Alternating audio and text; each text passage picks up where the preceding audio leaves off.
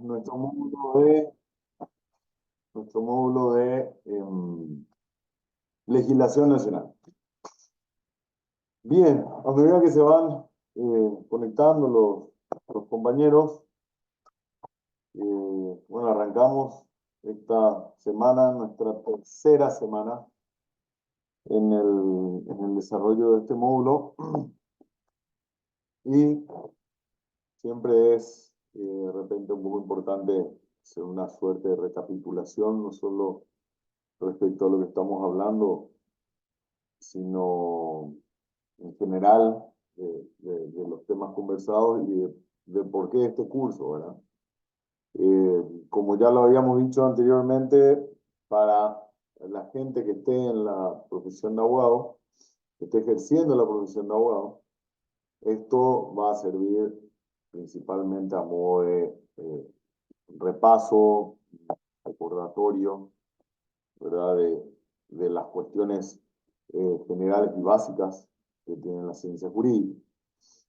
Y para la gente que no se dedica a esto, bueno, es un poco una información importante para entender cómo funciona todo este tema de la ley, cómo opera, qué es la Constitución, qué nos dice la Constitución.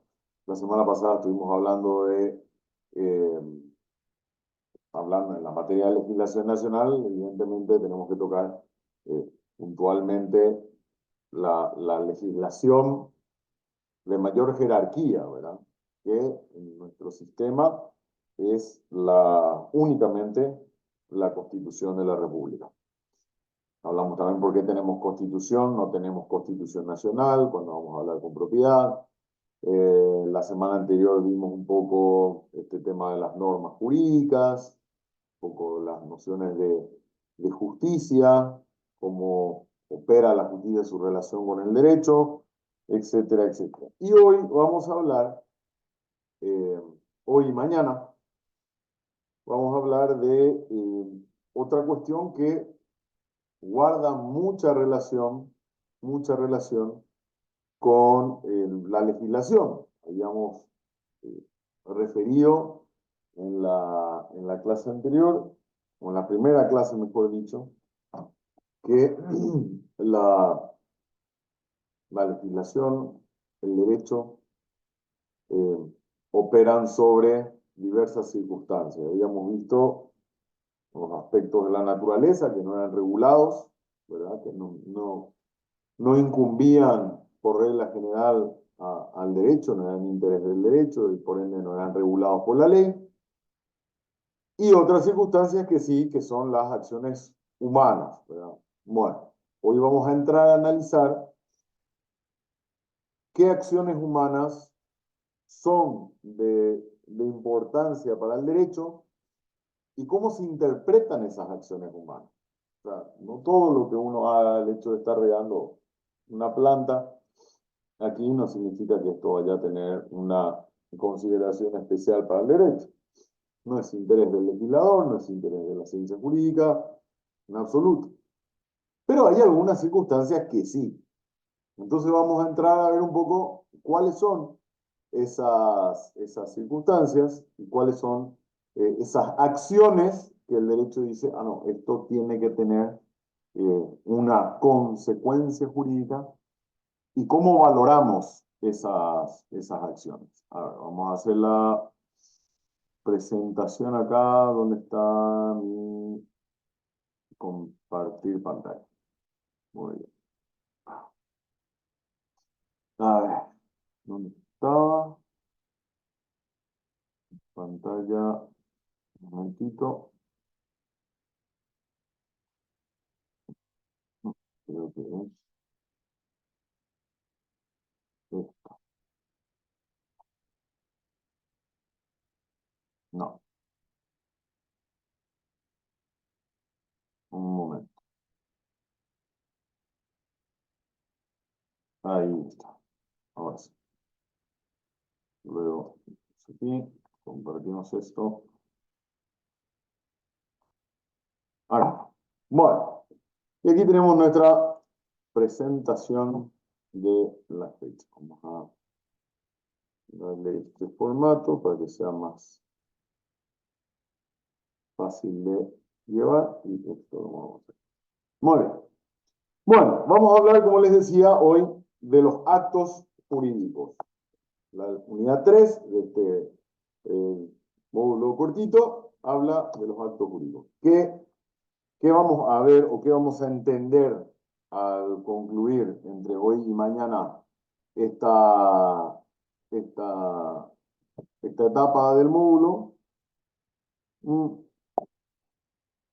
Los elementos de los actos jurídicos, el objeto de los actos, los componentes de los actos, los efectos de los actos jurídicos, los tipos de representación y los vicios que pueden contener los actos jurídicos. Y por supuesto, si vemos los vicios, vemos también las consecuencias que pueden tener esos vicios. Bien. En esta primera parte, siempre siguiendo el programa propuesto por el Instituto, tenemos entonces reconocer los elementos de los actos jurídicos, la definición de estos elementos, o del acto jurídico, y ver sus elementos en sujetos, objetos, formas, causas, diferencias entre los sujetos.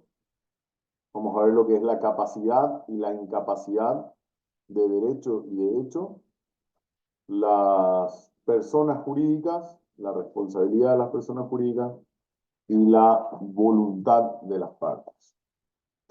Bien.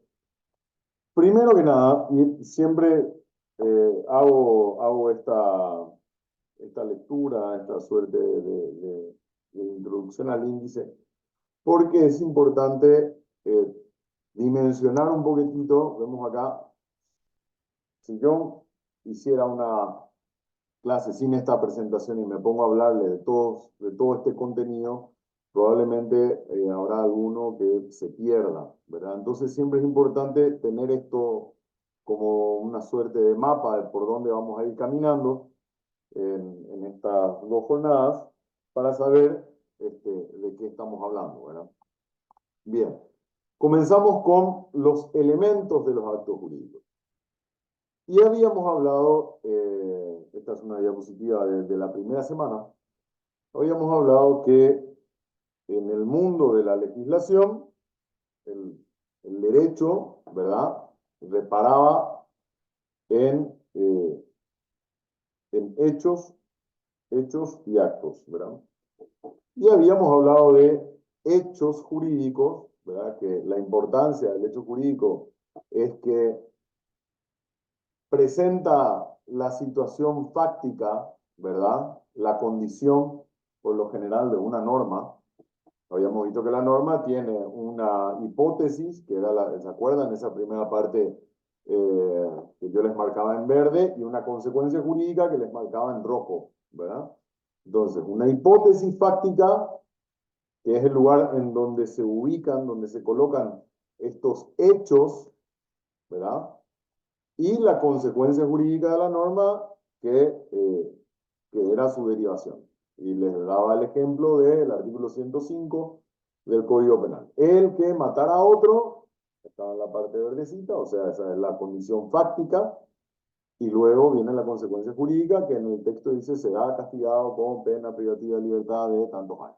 Bueno, entonces es importante ubicarnos en la legislación y puntualmente en la norma para saber, bueno, qué importancia tiene esto que vamos a hablar ahora, ¿verdad? Esta parte de los hechos jurídicos va introducida en esa primera parte de las normas que yo les mostraba en esa primera semana, ¿verdad?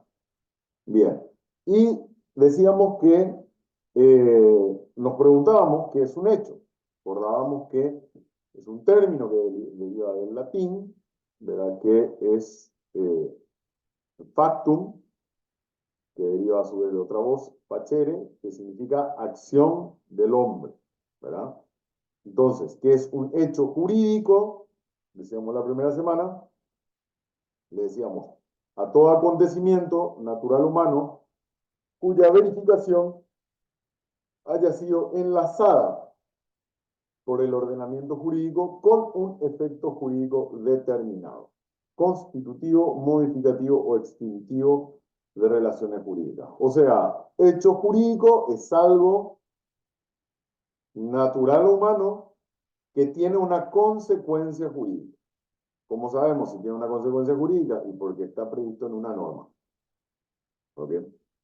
Si está previsto en una norma, o también podríamos decir si está contemplado en un principio, pero eso es algo mucho más amplio y de repente impreciso.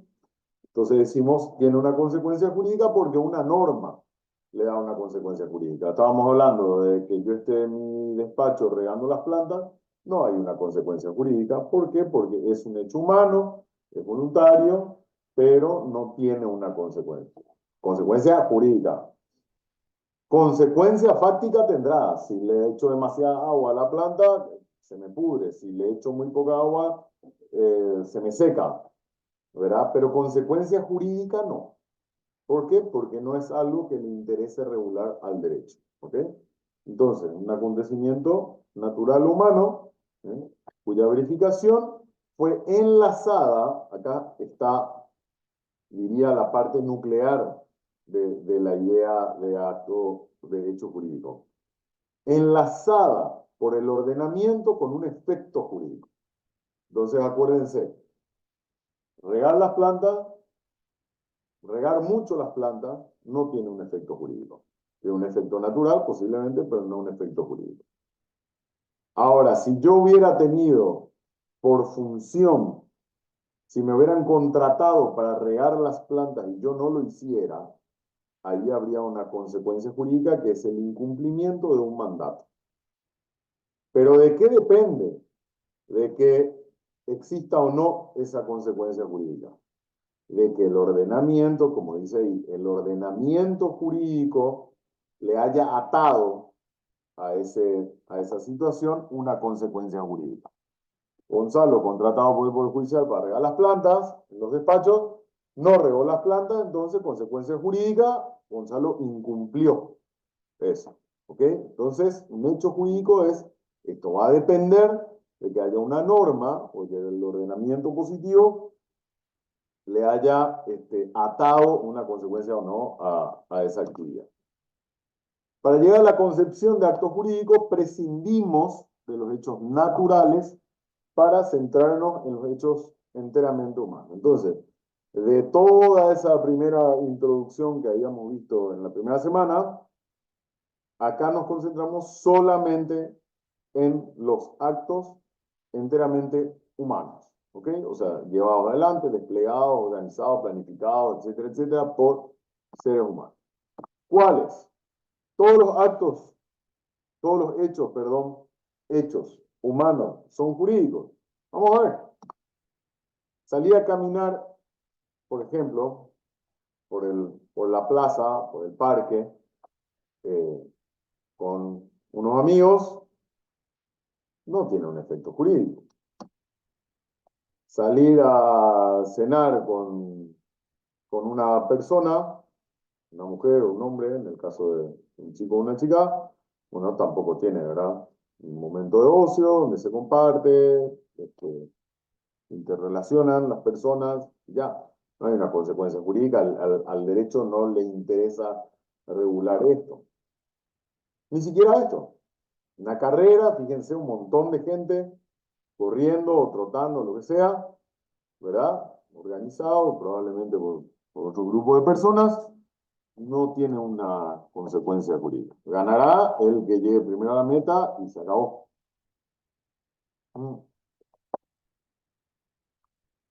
Ahora este simple hecho, acá sí vemos una consecuencia jurídica. ¿Qué tenemos acá en la imagen? Tenemos una fila de personas, se refleja en el vidrio, una fila de personas, ¿verdad? Que está esperando para marcar lo que parece un registro de entrada y de salida.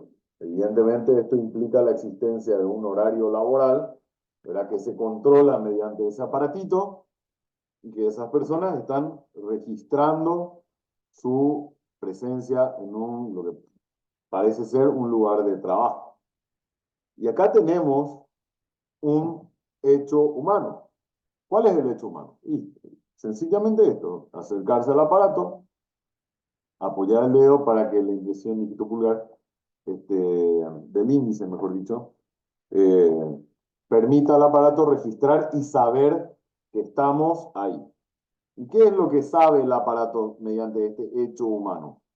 ¿Mm? ¿Sabe qué?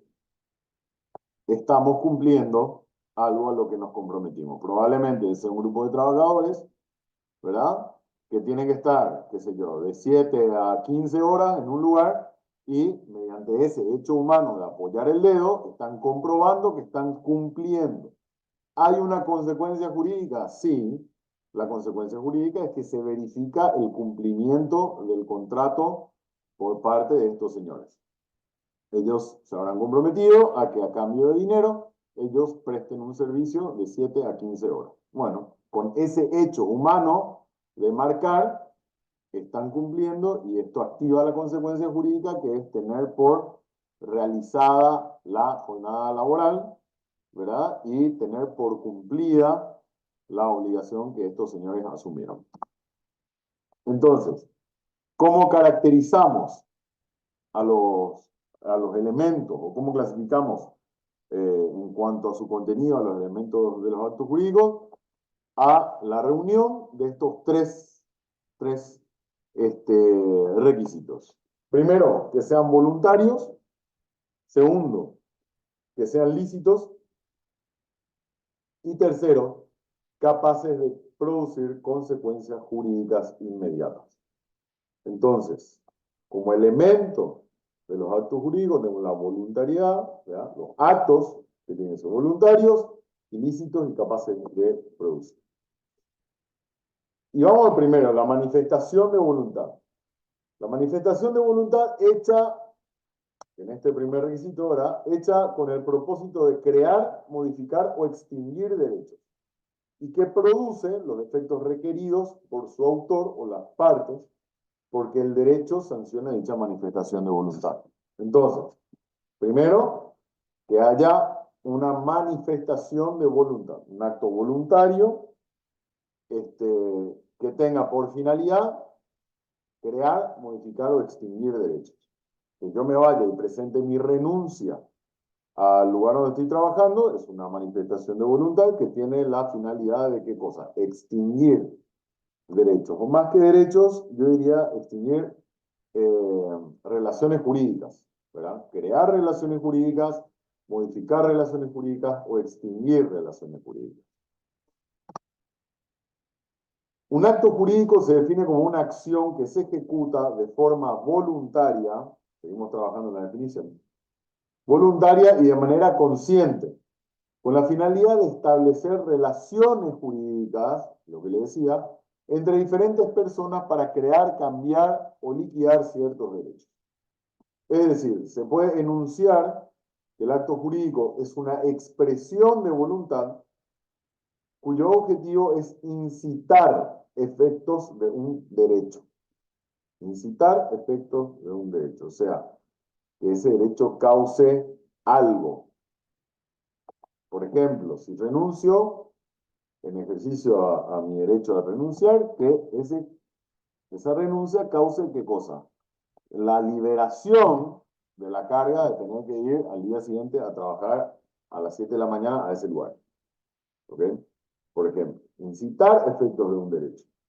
Estas consecuencias son reconocidas a través del ordenamiento legal. ¿Por qué? Porque tienen que estar reguladas en la ley, estas conductas y estos derechos. Un acto jurídico es, en un sentido más amplio, la acción que se lleva a cabo conforme a la voluntad consciente y libre del hombre, con el objetivo de establecer vínculos jurídicos entre distintas personas para crear, modificar o extinguir determinados derechos. ¿Okay?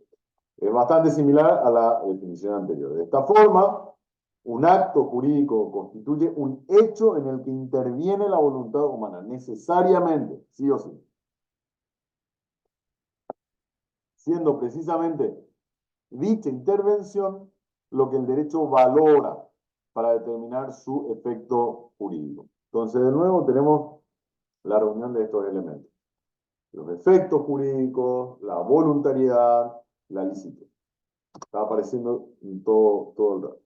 Y acá tenemos el primer caso de una definición legal. Bastante escueta, ¿cierto? Pero, bueno, está prevista en una norma, ¿verdad? Esto es el Código Civil, el artículo 296, que define de forma cortita, bastante sencilla, y son actos jurídicos los actos voluntarios, lícitos, que tengan por fin inmediato crear, modificar, transferir, conservar o extinguir derechos. Conservar derechos. Fíjense, en el caso que estábamos viendo la fotografía de los señores que estaban marcando la entrada y la salida. Conservar el derecho de seguir trabajando, conservar el derecho a cobrar el salario a fin de mes, el sueldo, como quieran llamarle, mediante ese acto jurídico, ese acto voluntario, lícito, y que quiere mantener, conservar el derecho de cobrar, que es el de apretar con el dedito y marcar el reloj marcador. Bien, entonces ahí tenemos un ejemplo clarísimo en donde se aplica esta definición de acto jurídico. Las omisiones que revistieren los mismos caracteres están sujetas a las reglas del presente título. ¿Por qué habla de omisiones? Porque también hay ciertas circunstancias en que el derecho le da un valor al silencio. Y no solo lo hace en el ámbito privado, ¿verdad? Que es el que está regulado por el Código Civil, sino también inclusive en el ámbito público. En el derecho, el silencio, como la acción, como el decir algo, tienen consecuencias. En el derecho público, por ejemplo, y esto está previsto de forma expresa en el artículo 40 de la Constitución de la República, cuando nosotros le pedimos algo a la administración pública, por ejemplo, nos hicieron un sumario administrativo, ¿verdad?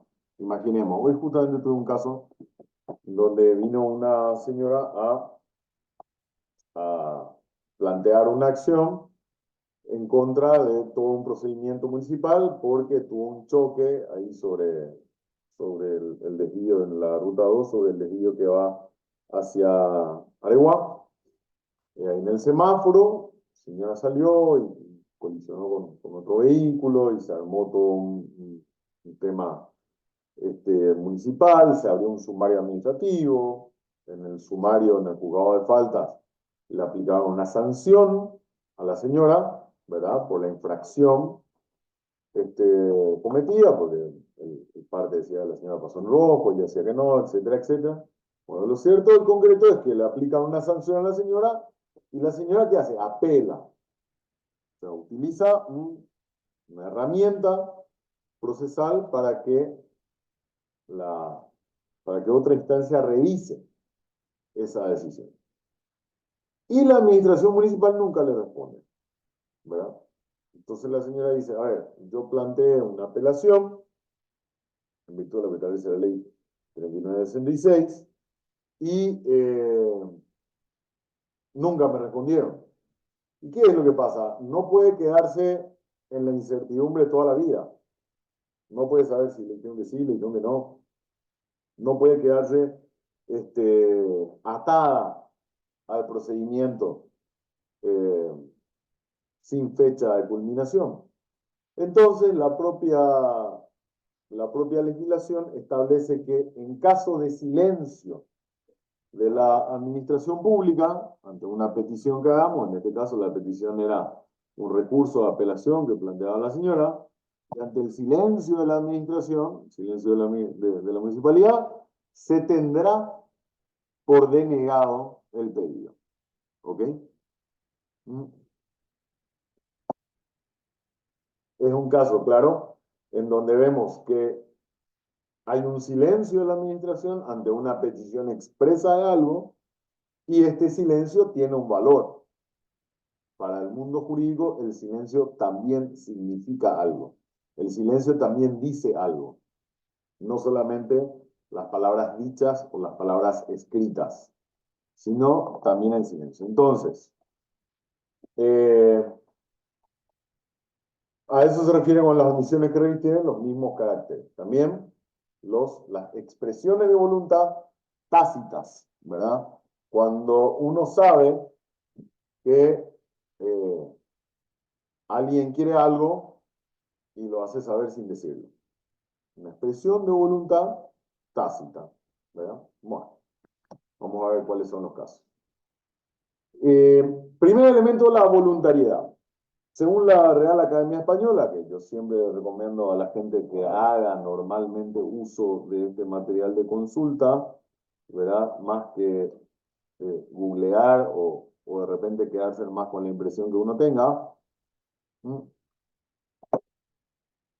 siempre es bueno acostumbrarse a usar el diccionario. Y estas son todas las significaciones que puede tener el término voluntariedad. Facultad de decidir y ordenar la propia conducta, acto que la potencia volitiva admite o rehúye una cosa, queriéndola o aborreciéndola o repugnándola, libre albedrío, elección de algo, amor, cariño, afición, benevolencia, gana o deseo de hacer algo, elección hecha por el propio dictamen o gusto, consentimiento, asentimiento, aquiescencia. Entonces, estas son todas las acepciones que tiene el término voluntariedad.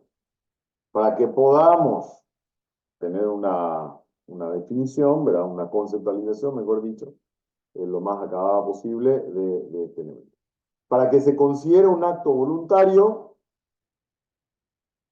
no podemos decirle al juez, nosotros entendemos que el acto fue voluntario porque lo saqué acá del diccionario. No. Entonces, para tener una idea, ¿verdad?, de lo que implica el término.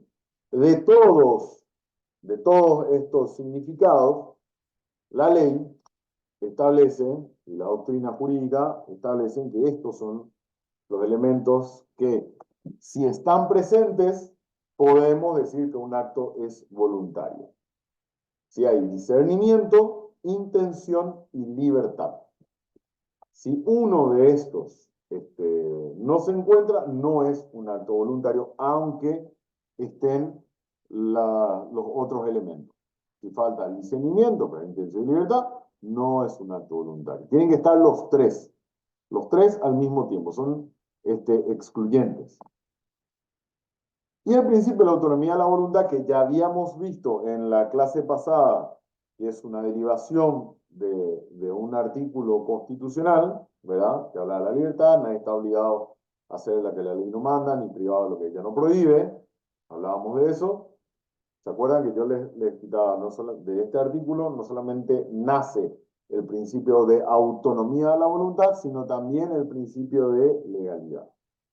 Bien, en cuanto al principio de la autonomía de la voluntad, tenemos en el Código Civil el artículo 669 que establece que los interesados pueden regular libremente sus derechos mediante contratos, observando las normas imperativas de la ley y en particular las contenidas en este título y el relativo a los actos jurídicos. Contratos, tienen que entender acá, no contratos en el sentido, formal, de un contrato ante una escribanía, algo firmado. No, no, no. De hecho, el Código Civil establece presunciones, acuerdos entre partes con validez jurídica y que no tienen esa forma que conocemos nosotros de la escritura, inscrita en el registro, etcétera, etcétera. Contratos en el sentido de acuerdos entre partes. ¿Okay? El artículo 715, si quieren puede cambiarle para entender mejor a la gente que no trabaje en la ciencia jurídica. Ese término contrato lo pueden cambiar y pónganle acuerdo entre partes. Entonces, las convenciones hechas en los acuerdos entre personas, acuerdos entre partes, forman para las partes una regla a la cual deben someterse como a la ley misma y deben ser cumplidas de buena fe. Por eso que se dice, el acuerdo para las partes es ley. Uno le debe el mismo respeto que le debe a la ley, ¿verdad? El mismo respeto se lo debe a un acuerdo, un contrato, un trato que ha celebrado con otra persona. Ellas obligan, dice acá, estas convenciones se refiere, ellas obligan a lo que está expresado y a todas las consecuencias virtualmente comprendidas. Luego pasamos al segundo elemento, ¿verdad? Viendo ya un desarrollo rápido de lo que es la voluntad, pasamos al segundo elemento que es el de la licitud. Habíamos visto voluntario, lícito y de consecuencias jurídicas.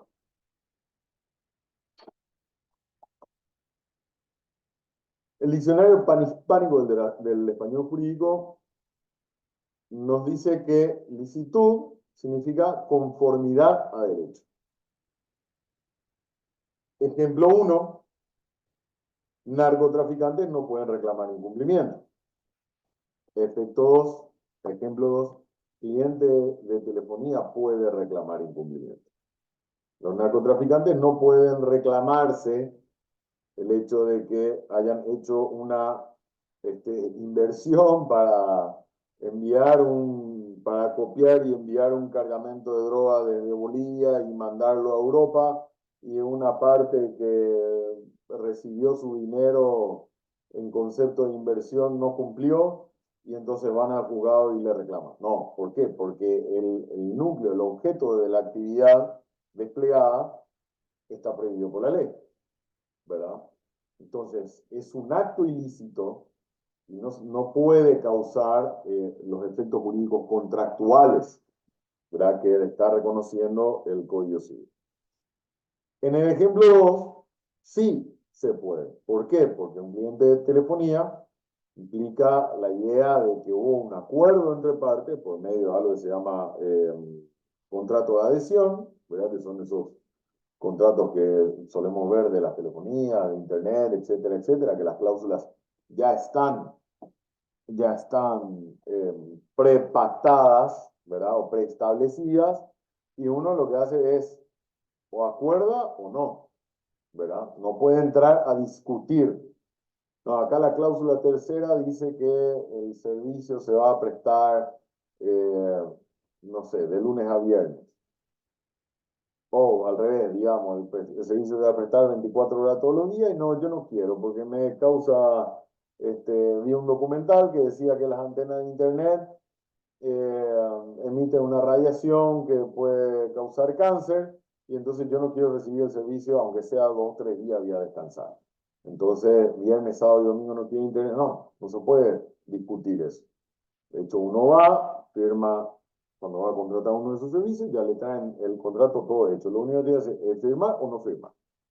Y si firma, se perfecciona el acuerdo de objeto lícito, y eso sí crea consecuencias jurídicas que están previstas, ¿verdad? Y con eso se cumplen los 3 requisitos del acto jurídico, porque es un acto voluntario, la empresa demuestra su voluntad ofreciendo el servicio y el contrato redactado, el particular, la persona, nosotros demostramos voluntad al refrendar, al firmar ese contrato, es de objeto lícito de la prestación de un servicio y tiene la consecuencia de crear efectos jurídicos de forma inmediata. Ya firmado el contrato, ya nos tienen que dar o ya nos tienen que decir, bueno, te vamos a instalar, ahora mismo te agendamos y te instalamos el tema de modem, qué sé yo, lo que sea, eh, en la casa hoy a la tarde. Y desde hoy comienza a computarse el plazo de 30 días para que vos abones la mensualidad por el servicio. Entonces, crea ahí efecto jurídico inmediato. Se cumplen los 3 requisitos. Pero, puntualmente, para aclarar que el objeto del acto jurídico tiene que ser lícito. Para crear consecuencias, tiene que ser lícito. ¿Por qué uno no le puede reclamar nunca jurídicamente a un cuidacoche? Escuché la vez pasada a alguien que decía, no, estamos cansados de los cuidacoches, pero lo que hace falta es que alguien le reclame y le demande al cuidacoche por no haber cuidado. No se puede, no se puede. ¿Por qué? Porque el cuidacoche lo que hace es ofrecer un servicio, entre comillas, que no es otra cosa que una extorsión. Constantemente nosotros nos encontramos sometidos a la extorsión. Es un acto plenamente, y sobre todo en ciertas zonas que son de repente más delicadas, actos extorsivos. ¿Y en qué consiste la extorsión? Y dame dinero para evitar un daño. ¿Y cuál daño? Y el que le voy a hacer a tu auto si no me das dinero. Básicamente eso, ¿verdad? Y sabemos que son de repente, no en todos los casos probablemente, pero la mayoría de los casos son los propios cuidacoches los que te rayan el auto, te pinchan la rueda. Ya vimos miles de situaciones como esa, ¿verdad? Entonces, ahí el acuerdo entre partes, aunque haya gente que se baje del vehículo y le diga al cuidacoche, tomá, te pago ya adelantado 20.000, 5.000, 10.000, y vos me cuidas, y después viene el propietario, encuentra el auto rayado, ¿verdad? No le puede reclamar al cuidacoche. ¿Por qué? Porque no hay un objeto lícito. No hay un objeto lícito. Y aparte, ese tipo de servicio no está regulado. Y bueno, y carece de este elemento, ¿verdad? Lo mismo, acá en la zona del Palacio había una época, bueno, no sé si hasta ahora sigue, en que de repente la gente llega apurada, ¿verdad? Y bueno, tengo que bajar, tengo que marcar, qué sé yo, y le dan la llave, imagínense, la inconsciencia, le dan la llave del auto al cuidacoche para que vaya y lo estacione. O sea, lo usa de valet parking al cuidacoche. El cuidacoche va, Profesor, sí, profesor, perdón que te interrumpa. no, adelante. Entonces, entonces, profe, si vos no le puedes demandar, no puedes denunciar, no puedes, ¿qué figura jurídica, ya que vos mismo estás diciendo que es una extorsión, porque es eso, una extorsión, qué figura jurídica más o menos le podrías tomar al cuidacoche si es que vos no le querés pagar, o ellos te exigen también, dame 25 para cuidarte, por el famoso loco cielo te piden un monto. No, yo te voy a dar lo que tengo, ¿verdad? Y dame Ujú. ahora ya. Y después vos salí y le encontrás al tipo que ya desapareció hace rato. ¿Cuál es la figura jurídica que se podría utilizar en ese caso? Que tipo Omisión, te ofrece un servicio, pero al final no cumple. omisión. Rubén, lo único que te puedo decir es omisión. O sea, sabemos que no cumplen, sabemos que no es un servicio solicitado, sabemos que se asimila bastante a una, a un tipo penal, ¿verdad? Eh, a ver, es lo mismo que pagar por el aire. Entonces, ¿qué figura jurídica? No hay ninguna figura jurídica, simplemente omitir una de dos, o uno estaciona un poco más lejos, o va en vol, o lo que sea, o de repente yo mismo tomo la decisión que me bajo y los miro, ¿verdad? Y después cuando se acercan, a la hora de subirme al auto, le digo, viejo, lamento, no te pedí, suerte para la próxima, no sé. Algunos reaccionan mal, otros se enojan, todo lo que quiera, pero ahí en realidad no cae en la responsabilidad del ciudadano. Ahí la responsabilidad la tiene la autoridad. ¿Por qué? Porque la policía sabe que ese es un acto extorsivo. Pero el problema que tenemos es que, según mencionan muchas fuentes, parece que las comisarías de la zona tienen su cuota de parte de los cuidacoches. Entonces, a ver, el problema es un poco más amplio que el encontrar una figura jurídica, ¿verdad? Que encontrar una solución jurídica. La solución es política y es política de seguridad. O sea, tendría que venir de parte del ministro del Interior una orden para que los policías, cuando ven que hay un cuidacoche que está diciendo a la gente, dame dinero para que te cuide el auto, los policías le digan, che, viejo, no, ¿entendés? Profe, Eso y daño a la implica, propiedad, profe, y daño a ¿cómo? la propiedad privada, ¿cómo sería? Si es que el tipo te rayó el auto de daño a la propiedad privada. Claro, pero tenés que probar que él fue.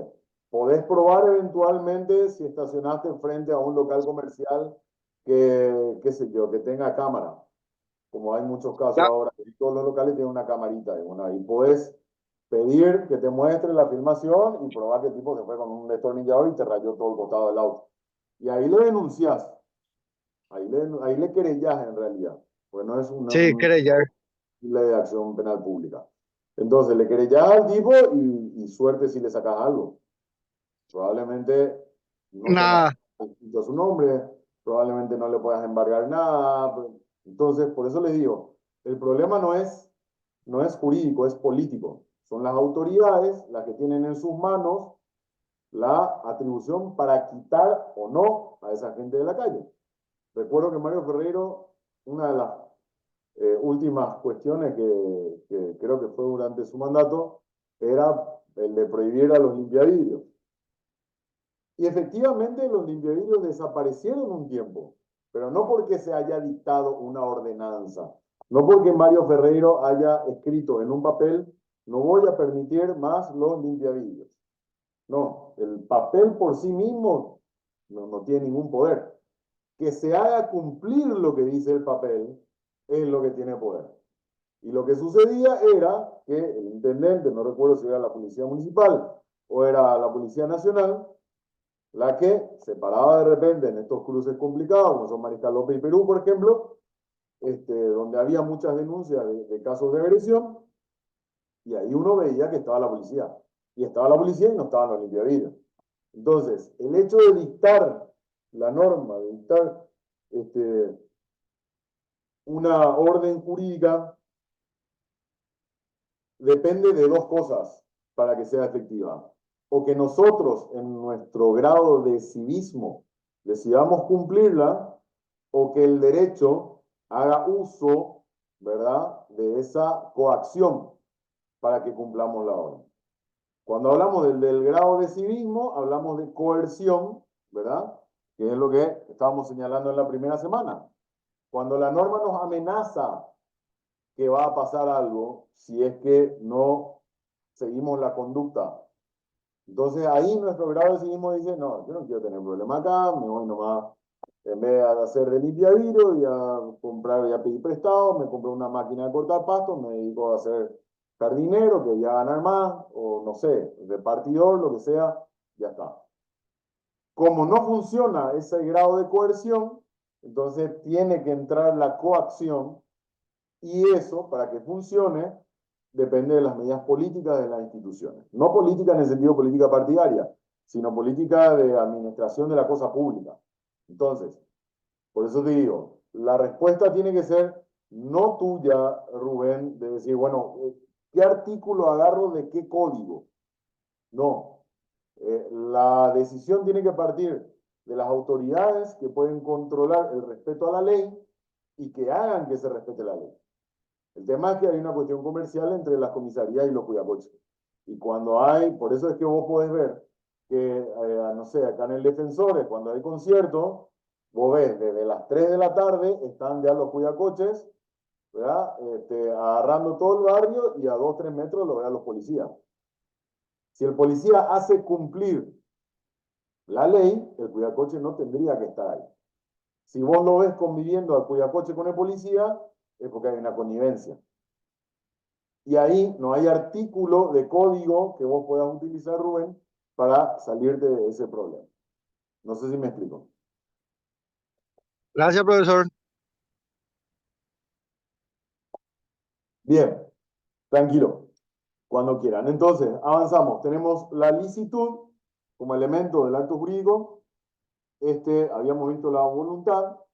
Y ahora tenemos el tercer elemento de la definición, que es el fin inmediato de producir consecuencias jurídicas. Ya hablé un poquitito de eso, que era cuando hablaba del tema de marcar, y el fin inmediato es probar que estoy trabajando, o que esos señores de la foto probaban que estaba trabajando, pero desarrollemos el concepto. Al fin inmediato que distingue los actos jurídicos de los demás actos voluntarios, se llega por medio de la interpretación de la declaración o manifestación de la voluntad. o incluso de la conducta de las partes que permita inferir la voluntad en dicho sentido, que permita inferir. O sea, ahí tenemos que hacer un proceso de razonamiento. El fin inmediato puede ser por medio de una manifestación de la voluntad de forma expresa o de las conductas de las partes que permita inferir la voluntad. Un ejemplo de cada caso. Si van ustedes y firman el contrato con una telefónica para un servicio de Internet, hay una declaración, ¿verdad? Manifiesta de voluntad, ¿verdad? Es claro, es indubitable, pusieron su firma y eso tiene la consecuencia jurídica de obligar, ¿verdad? Es nuestro reconocimiento por el cual nos obligamos a cumplir lo que está en ese papel. Y otra forma es cuando se puede inferir, cuando se puede interpretar nuestra voluntad. Por ejemplo, estamos con un grupo de amigos sentados en un bar y de repente el mozo que está ahí medio lejos, le silbamos así, y cuando nos mira le hacemos así. ¿Qué significa este gesto? Ve de la victoria, ganamos 2-0, somos dos. Automáticamente por una convención social, el mozo entiende que mira, ¿qué hace el tipo? Mira la mesa, ve que en la mesa hay unas cuantas botellas de cerveza, o una botella o dos de cerveza, de determinada marca, y puede interpretar mediante la expresión de voluntad mía, exteriorizada por este gesto, puede interpretar que yo le estoy pidiendo otras dos botellas de esa misma marca y de esa misma cantidad. Estoy tomando la botellita chiquitita, estoy tomando la de 3/4, estoy tomando el ñoño de litro. Entonces, puede interpretarse, puede inferirse la voluntad de un simple gesto. ¿Okay? Entonces, hay manifestaciones expresas de voluntad y hay otras manifestaciones tácitas de voluntad. Bien, un acto voluntario y además lícito sería ir de pesca y quedarme con las presas, ¿verdad? Quedarme con los pescados. Un acto jurídico sería la firma de un contrato de compraventa. Bueno, entonces, viendo ya cuáles son estos elementos de la definición de voluntario, lícito y de efectos inmediatos, pasamos entonces a cuáles son los elementos de los actos jurídicos. Primero estábamos hablando de lo que integra la definición, lo que es un acto jurídico. Son los actos, ¿verdad? Repasando. Voluntarios, lícitos, que tienen como fin inmediato una consecuencia jurídica, ¿no? Crear, modificar, extinguir, conservar, etc. Ahora, ¿cuáles son los elementos de esos actos? La voluntariedad, la licitud y el fin inmediato son elementos de la definición. O sea, esas tres cosas conforman un acto jurídico. Y ese acto jurídico tiene elementos. ¿Qué son? Los sujetos, ¿verdad? Las personas, sobre los que recaen esos actos. Los objetos, ¿verdad? Que es el núcleo del acto. La forma, que es lo que rodea al acto, las formalidades. Y las causas que tienen que ver con los antecedentes del porqué de las decisiones. Bien, en cuanto a los sujetos, primer elemento, vemos integrantes de la relación emergente y que deben tener capacidad para el acto. Y acá entramos al tema de la capacidad. Y de la capacidad nos habla el Código Civil, nuevamente, el artículo 36, y nos dice, la capacidad, hablamos de la capacidad, ahí había que aclarar, capacidad de hecho y de derecho. Para que un sujeto pueda ser considerado un elemento de un acto jurídico, ¿verdad? Una persona, física o también una persona de existencia ideal, pueda ser considerado como elemento o como parte integrante de un acto jurídico, tiene que tener capacidad. ¿Y en qué consiste esta capacidad? Hablamos de la capacidad de hecho y la capacidad de derecho. Y en el 36 nos dice, la capacidad de hecho, consiste en la aptitud legal de ejercer uno por sí mismo o por sí solo sus derechos. Este código reputa plenamente capaz a todo ser humano que haya cumplido 20 años de edad, esto está modificado, y no haya sido declarado incapaz judicialmente. Entonces, capacidad de hecho no es otra cosa que la autonomía para ejercer los derechos. La autonomía, o sea, que yo pueda ir a solicitar un trámite. Por ejemplo, que yo quiero manejar un vehículo y tengo que eh, solicitar una licencia de conducir. Bueno, tengo capacidad de hecho porque puedo ejercer yo mismo el derecho de ir a solicitar ante la municipalidad que me den la licencia y que se vea ahí si es que cumplo o no los requisitos, ¿verdad? Son absolutamente incapaces de hecho. O sea, personas que no pueden ejercer sus derechos por sí mismos. Las personas por nacer, o sea, los bebés en la panza de la mamá, los menores de 14 años de edad, los enfermos mentales y los sordomudos que no saben darse a entender por escrito o por otros medios. Las personas que no pueden comunicarse. Los enfermos mentales que tienen un aislamiento mental, ¿verdad?, de la sociedad. Los menores de 14 años de edad, porque creo que a esa edad son considerados inclusive preadolescentes, ¿verdad? Ni siquiera adolescentes, menos todavía cerca de la adultez. Y personas por nacer, obviamente, no hace falta explicarlo. Bueno, estas personas son absolutamente incapaces de derecho. ¿Qué significa? No pueden ejercer sus derechos por sí mismos.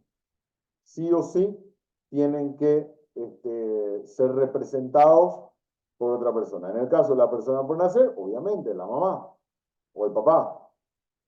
Yo quiero, a ver, mi señora está embarazada y yo quiero,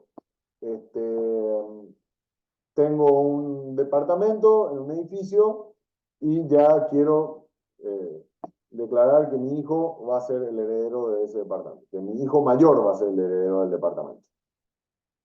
Bueno, puedo ir a una escribanía y decir, bueno, un anticipo de herencia. Me va a decir la escribanía, pero todavía no nació. Ok, entonces, ¿quién va a hacer la representación, la aceptación de la representación? Bueno, la madre o el padre, por ejemplo. Por eso es importante que, no sé si alguien quería decir algo, siempre es importante entender que las personas por nacer, si bien son incapaces de hecho porque no pueden ejercer los derechos, sí son sujetos de derecho. Sí son sujetos de derecho. La propia ley le reconoce al ser humano, estando en el vientre de la madre, ¿verdad? Le reconoce derechos. Le reconoce derechos. Eso es lo que echa por tierra esa teoría de mi cuerpo, mi decisión. No, no es tu cuerpo. Esa persona que está allá adentro ya tiene derechos. Ya puede ser heredero de un imperio inmobiliario, aunque no haya nacido.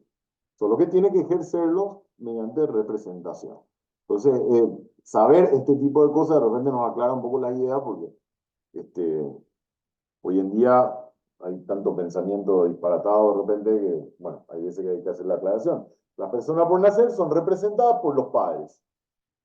Los menores de 14 años de edad, también por padres o tutores. Puede darse el caso de que hayan fallecido los dos padres. Bueno, se le designa un tutor, ¿verdad? Que es un adulto encargado de su representación, y el tutor puede ser quien ejerza los derechos del menor de 14 años. E inclusive las atribuciones del tutor están todas reguladas. No es que pueda hacer lo que se le canta. Lo mismo con los enfermos mentales. Las personas que tienen algún problema psicológico, declarado judicialmente, ¿verdad? Mediante un proceso que se llama insania, a esas personas se les declara a un juzgado de primera instancia y el juez dice, bueno, esta persona no puede hacer una audiencia, me tocó muchas veces presenciar esa audiencia, y el juez le pregunta cosas a la persona y se da cuenta si está en condiciones o no de, de sostenerse por sí mismo, ¿verdad? De convivir en sociedad. Como no lo está, entonces se le declara, bueno, declarar insano a fulano de tal y establecer que el mamá, el papá, el hermano, el tío, la persona, la esposa, quien fuera, va a ser designado como representante, ¿verdad? Y obviamente los sordomudos que no saben darse a entender por escrito. Bueno, es más o menos la misma situación. No pueden razonablemente ejercer sus derechos conectados con el mundo exterior, entonces necesitan que los represente una persona que sí las entienda, ¿verdad? Y que sí se encuentre en condiciones de hablar, escribir, escuchar, firmar contratos, etcétera, etcétera. Bien, luego pasamos a los objetos de los actos jurídicos. Y se identifican los objetos como el contenido del acto jurídico, al cual se dirige la voluntad de las partes. Un acto jurídico tiene cabida siempre y cuando tenga un objeto, ya que es un requisito básico de los actos jurídicos. Dicho objeto a perseguir debe ser, reiteramos, lícito para su validez. Siempre que tengamos dudas sobre el tema de cómo era lo de licitud, acuérdense del narco. ¿Por qué los narcos se matan entre todos? Porque es la única forma que tienen de reclamarse los incumplimientos. No pueden utilizar las herramientas del Estado porque sus actividades se despliegan al margen del derecho, al margen de la ley. Entonces no pueden utilizar ninguna de las instituciones de la ley.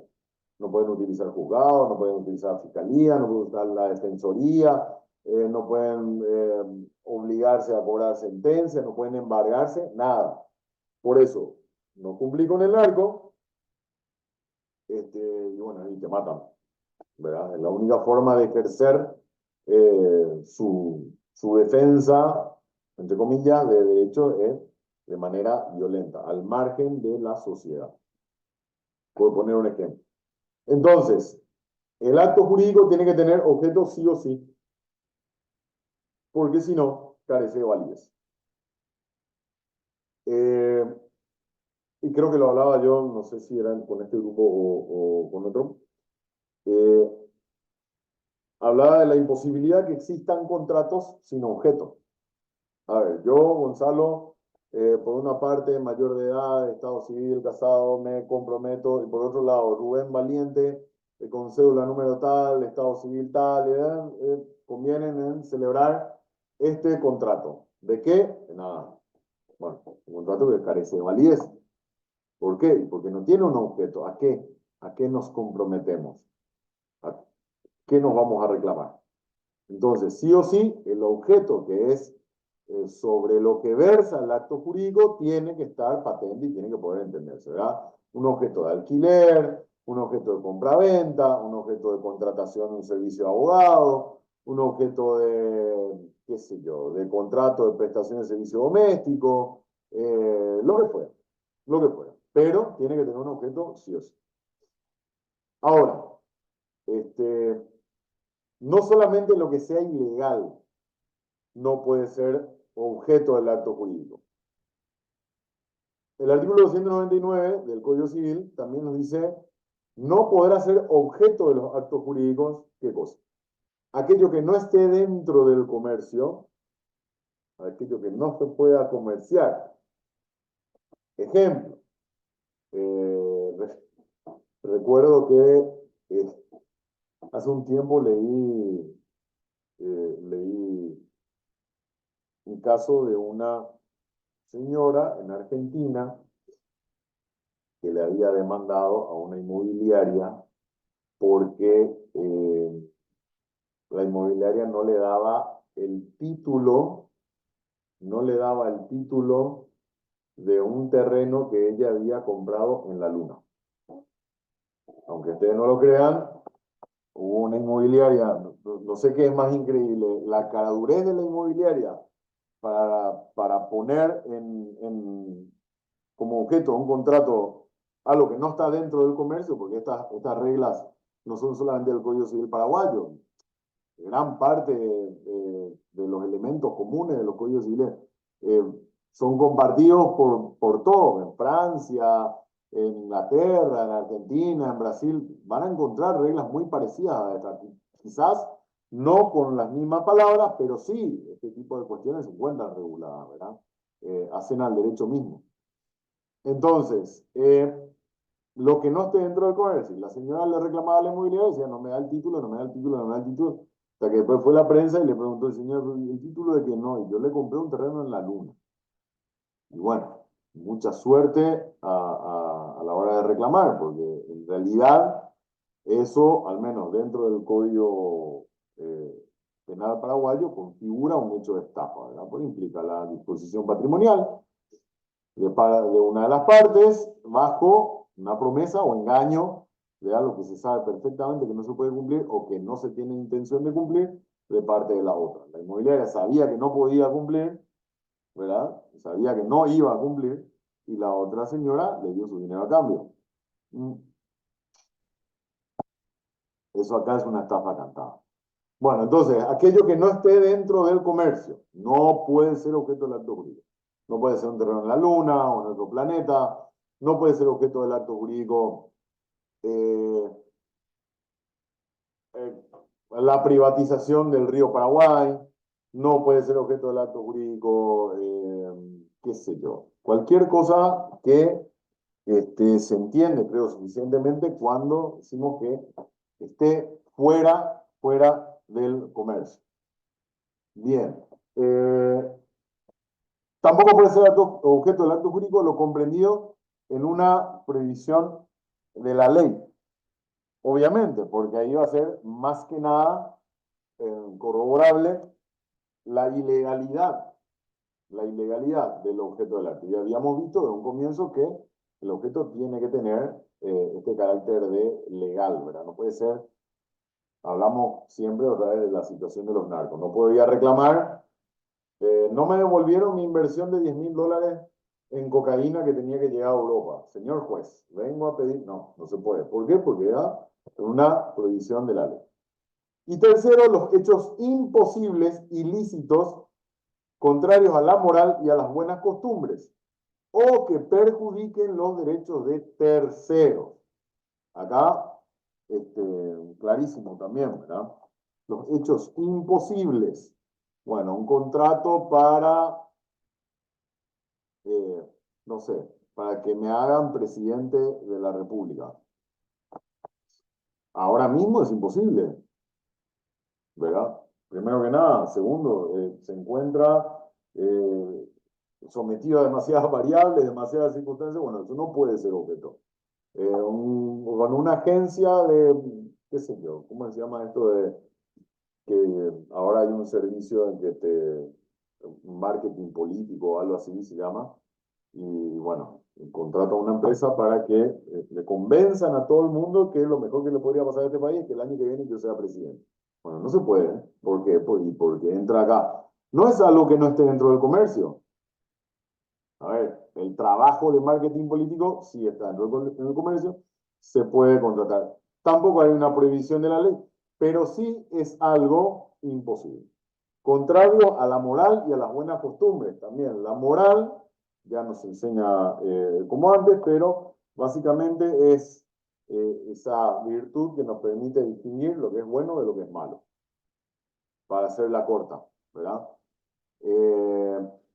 Anteriormente había actitudes que eran moralmente cuestionables, ¿verdad? Y que hoy en día o ya se relajó o el miedo a la cancelación de repente impide señalar como que es algo inmoral. Por ejemplo, caminar desnudo por la calle es algo inmoral. Pero ahora, con la excusa del orgullo de no sé qué cosa, uno puede salir en pelota a la calle mostrando toda la humanidad y, bueno, ahí hay otras consecuencias hoy en día.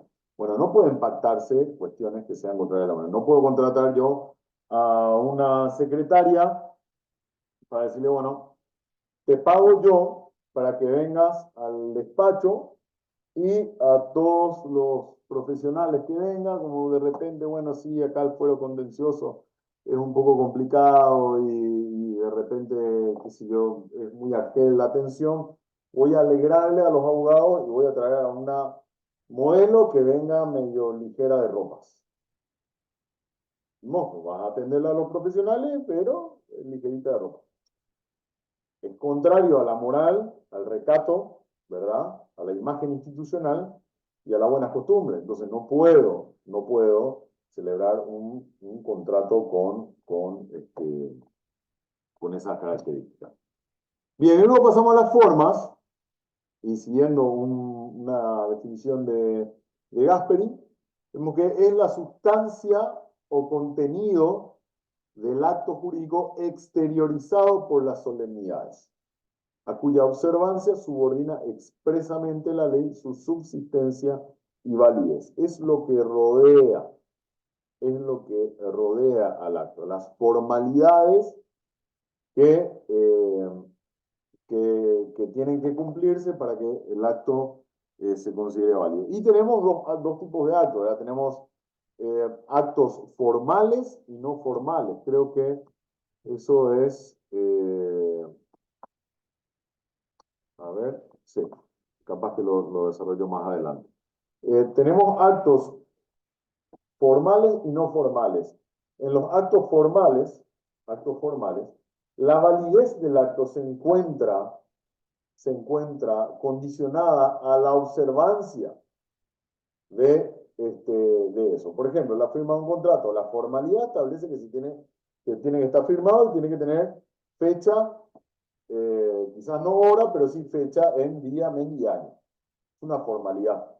Bueno, un acto que no tenga fecha o que no tenga firma, no respeta las formas, entonces el acto es inválido. Ahora, hay actos que no requieren una formalidad. Hay acuerdos que no requieren una formalidad. Volvamos al caso del bar en el que estoy con unos amigos y que le hago así al mozo. Ahí yo le hago un pedido respecto a un producto que le está vendiendo y que yo quiero adquirir. Y ahí no hay ninguna formalidad. Es más, ni siquiera hablé en ese caso. Entonces, hay casos en los que las formas, si no se respetan las formas, el acto no vale, y otros casos en que el acto vale aunque no se haya respetado en lo más mínimo la forma. Vélez nos decía que las formas son el conjunto de las prescripciones de la ley respecto de las solemnidades que deben observarse al tiempo de la formación del acto jurídico. Tales son. Y nos cita Vélez cuáles son las formalidades del acto. La escritura, hay actos que piden escritura, hay actos que no. La presencia de los testigos, que el acto sea por escribano público o con el concurso del juez del lugar. Entonces, Vélez cita, no solamente nos dice lo que es la formalidad, sino cita algunas de las formalidades. Hoy en día, una de las cosas que más ha cambiado es el tema de la forma. Fíjense que hoy, a ver, ayer de noche se me ocurrió a mí comprar un póster. Quería comprar un póster, quería un artista, ¿verdad? Y quería un póster y simplemente no sé ni quién es el vendedor, no sé ni dónde vive, no sé ni cómo se llama, solo que entré a una página que hace de intermediaria, ¿verdad? Elegí, le apreté unos cuantos clics, ¿verdad? En el mouse,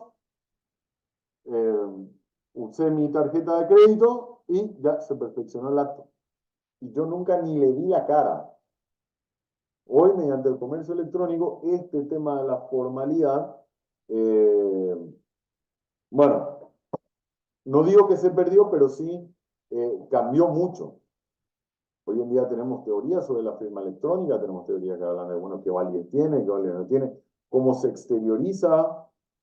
Fíjense que ahora Antes, uno para probar su condición de contratante tenía que, inclusive hasta ahora, ¿verdad?, mostrar la cédula de identidad. Hoy en día uno puede probar que es la persona que va a celebrar determinado acto jurídico por internet, señalando cuáles son semáforos. Vean esa casilla de verificación que dice, bueno, marque los semáforos en la imagen, o marque cuáles son puentes en la imagen. Y con eso uno acredita su condición de contratante. Fíjense, hoy en día ha cambiado muchísimo este requisito o esta regla de la formalidad. Constituye un requisito de validez del acto si fuere prescrita bajo pena de nulidad, lo cual es excepcional. O sea, por lo general, la validez de los actos jurídicos no se encuentra condicionada a la formalidad. Se suele establecer como regla general que los actos pueden pactarse libremente.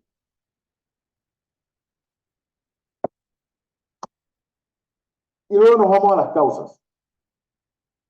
La causa es la intención motivada de la realización del acto jurídico. Es el porqué de la obligación.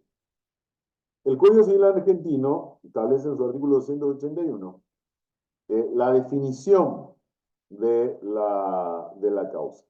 Y nos dice, la causa es el fin inmediato autorizado por el ordenamiento jurídico que ha sido determinante de la voluntad.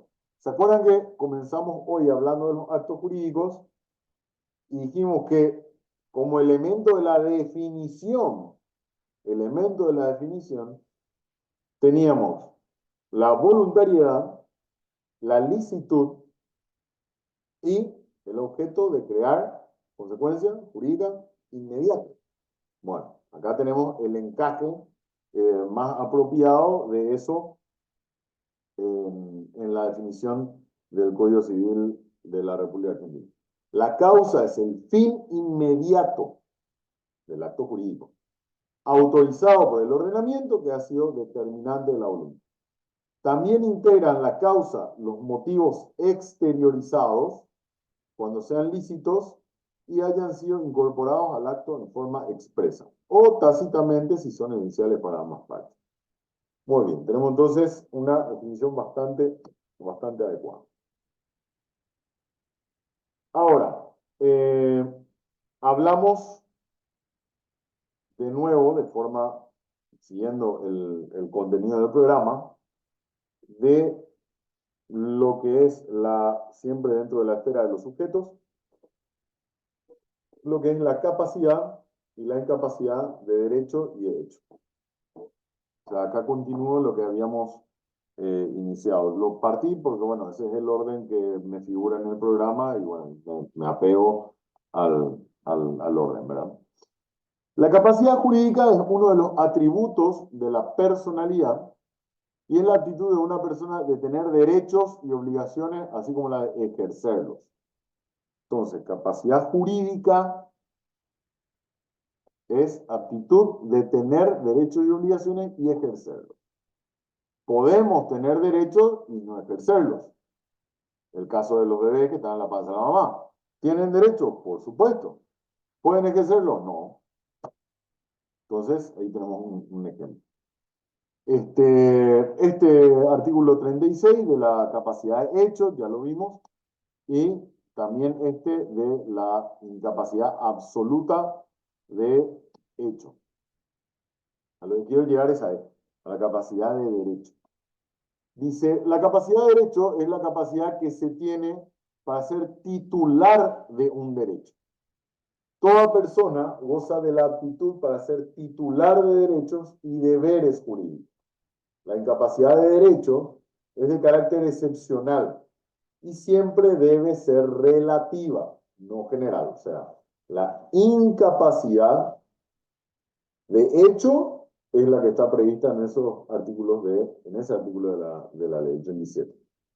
La incapacidad de derecho es excepcional, significa es muy raro que se dé eso. Y siempre tiene que ser relativa, o sea, no como regla general, y son, dice, apenas prohibiciones legales fundadas en el orden público, la moral o el interés social. La ley puede privar o limitar esta capacidad respecto de hechos simples o actos jurídicos determinados. Ejemplo, los cónyuges los cónyuges no pueden donarse mutuamente o un juez no puede adquirir bienes sometidos a su jurisdicción. A ver, en el primer caso, un cónyuge, mi señora, tiene su vehículo, yo tengo mi vehículo y de repente, no sé, el de ella está viejo y el mío está nuevo, pero a mí me entra la rayadura que quiero una moto y bueno, esto, me voy a comprar una moto y ¿qué hago con mi vehículo? Le voy a donar a mi señora. Yo tengo plena disposición de mi patrimonio y soy titular del derecho respecto a mi vehículo y puedo disponer como yo quiera. En la generalidad de los casos sí, pero excepcionalmente la ley me prohíbe hacer algunas cosas con esa propiedad. Una de las cosas, siguiendo lo que dice ese párrafo, excepcionalmente y relativa mediante una prohibición legal, una incapacidad que tengo como marido es la de poder donarle a mi esposa. No voy a poder donar, o voy a tener que simular una venta, o voy a tener que vender mi vehículo para poder con ese dinero comprarle otro vehículo, pero no se lo puedo donar. ¿Ok? Por más que yo sea titular de derecho, súper bien, soy mayor de edad también, pero no hay ningún problema, pero hay una limitación en el ejercicio del derecho. Esa es la incapacidad de derecho. Una limitación de ese ejercicio. Y la limitación del ejercicio, por regla general, siempre se hace en casos muy puntuales. Muy puntuales. No sé si estaba, pensé que lo había agregado acá, pero bueno, otra de las incapacidades que hay, por ejemplo, fíjense, eh, una incapacidad de derecho, todos tenemos derecho a candidatarnos para ocupar cargos públicos, la Constitución lo establece, ¿verdad? Sin embargo, para ser candidato, no ni siquiera electo y después no, candidato a la presidencia de la República, si yo soy dueño de un medio de prensa, no puedo hacerlo. Es un derecho político que se me encuentra limitado, ¿verdad? El derecho político de candidatarme, de que la gente me vote, ¿verdad? Que se encuentra restringido por una prohibición constitucional.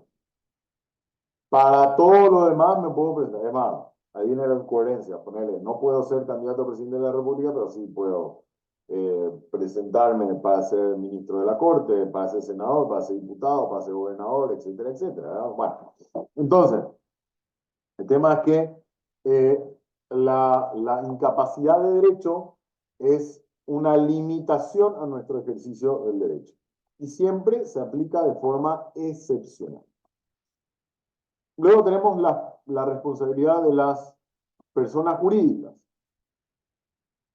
Y acá usamos las palabras del profesor Bonifacio Ríos Ábalos, dice, hablando de las personas jurídicas, es una entidad jurídica independiente de sus miembros, que constituyen los miembros una pluralidad de agentes que a su vez mantienen cierto interés en el ente, la persona jurídica, pero que en su conjunto conforman una sola entidad, una persona, a quien la ley, para distinguir del sujeto, persona humana o física, le llama persona jurídica o de existencia ideal, por ende, con capacidad para adquirir derechos y obligaciones. Las personas jurídicas son también llamadas personas de existencia ideal y son personas formadas, o sea, ficciones formadas por un grupo de personas. El ejemplo por excelencia de persona jurídica es la empresa, ¿verdad? La empresa, la sociedad, ¿verdad? Que se materializa en una empresa, es la asociación de un grupo de personas, puede ser familia, accionista, como quiera llamarle, de dos o más personas, que digan, bueno, queremos llevar adelante esta actividad, esta empresa. Se reúnen, conforman la sociedad, ¿verdad? Con las formalidades que la ley prescribe, y esa sociedad es la persona a cuyo cargo está la empresa. La SA, SRL, sociedad por comandita, por acciones, SAECA, todas las modalidades que quieran. Entonces, una persona física es distinta a una persona jurídica. Una persona jurídica es la representación del interés de esas personas físicas. Y esto es importante saberlo, ¿por qué? Porque respecto a muchas cuestiones, sobre todo, como menciona el programa, el tema de la responsabilidad, es importante saber hasta dónde llega la responsabilidad de la sociedad y luego de ahí comienza la responsabilidad de los accionistas de la sociedad. En algunas condiciones, si la sociedad quiebra, ¿verdad? Todo lo que se deba de plata en cuenta, proveedor, etcétera, etcétera, se va a tener que pagar con lo que sea el patrimonio de la sociedad. En otras condiciones, no solamente se va a usar el patrimonio de la sociedad, sino que también va a responder el patrimonio de los accionistas, de los miembros de la sociedad. Porque los patrimonios se manejan de manera separada. Cuando uno conforma una persona jurídica, esa persona jurídica es como si fuera que se dio nacimiento a un ser, pero que no existe físicamente, sino en los papeles. ¿Ok? Y tiene su propio patrimonio, su responsabilidad, inclusive responsabilidad de pagar impuestos, etcétera, etcétera. Distinto al de la persona física o las personas físicas que se juntaron para dar nacimiento a esa sociedad. Bien. Patricia, levantate la mano. Patricia. Sí, profe, justamente hoy iba a preguntar cómo sería repartida la responsabilidad entre los miembros del ente jurídico, o sea, de la persona jurídica. ¿Sería por la cantidad de acciones o eso depende de cómo conformaron la sociedad? Excelente pregunta, Patricia. Depende de qué tipo de responsabilidad sea, hablando corto y barato, ¿verdad? Por lo general se establece que cuando los accionistas, los miembros de una persona jurídica actuaron con dolo, por ejemplo, vos y yo hicimos una sociedad que se llama Patricia S.A. Y esa sociedad de Patricia S.A., los dos somos los accionistas, y empezamos trabajando bien, nos dedicamos a la exportación de soja. Entre los dos dijimos, bueno, listo, Patricia, vos tenés un silo, yo tengo los contactos para vender, nos asociamos y empezamos a hacerlo. ¿Qué es lo que pasa? Por ejemplo, a los fines tributarios, o sea, la responsabilidad de pagar impuestos, la responsabilidad es solamente de Patricia S.A., de la empresa. A Patricia S.A. le van a pedir los impuestos por la exportación, por la enajenación, el IVA, etcétera, etcétera. A Gonzalo y a Patricia, ¿verdad? A Patricia Benítez, nos van a pedir otro tipo de impuestos. Somos personas distintas. Ahora, ahí, por ejemplo, la responsabilidad tributaria recae en la persona jurídica. No tiene nada que ver si yo soy accionista mayoritario, si vos sos accionista mayoritaria, si tenemos 50 y 50, no importa. Ahí la persona jurídica es la que responde. ¿Cuándo respondemos con nuestro patrimonio? Cuando nosotros, por ejemplo, actuamos con dolo. Estaba medio gendú el tema de la exportación de soja. ¿Y qué pasó? Yo te dije, mira, Patricia, acá está Rubén, que tiene tanta toneladas de soja que quiere exportar. Y vamos a decirle que sí, que vamos a exportar y que le vamos a conseguir tanto por ciento. No sé, le damos $1.000 la tonelada, qué sé yo, $100 la tonelada. Y al final sabíamos bien que no le íbamos a pagar porque usamos la plata de Rubén para pagar otras deudas que nosotros teníamos y nunca le devolvimos a él, nunca le dimos su dinero por la exportación de esos granos, ¿verdad? Entonces ahí nosotros actuamos dolosamente, o sea, con discernimiento, intención y voluntad de causarle un daño a Rubén. Sabíamos bien que no le podíamos pagar, sabíamos bien que no teníamos dinero, sabíamos bien que si nos daba, él no iba a saber que nosotros no teníamos dinero, sabíamos bien que le íbamos a embromar, por decir una manera, ¿verdad? Entonces ahí actuamos dolosamente. En ese caso,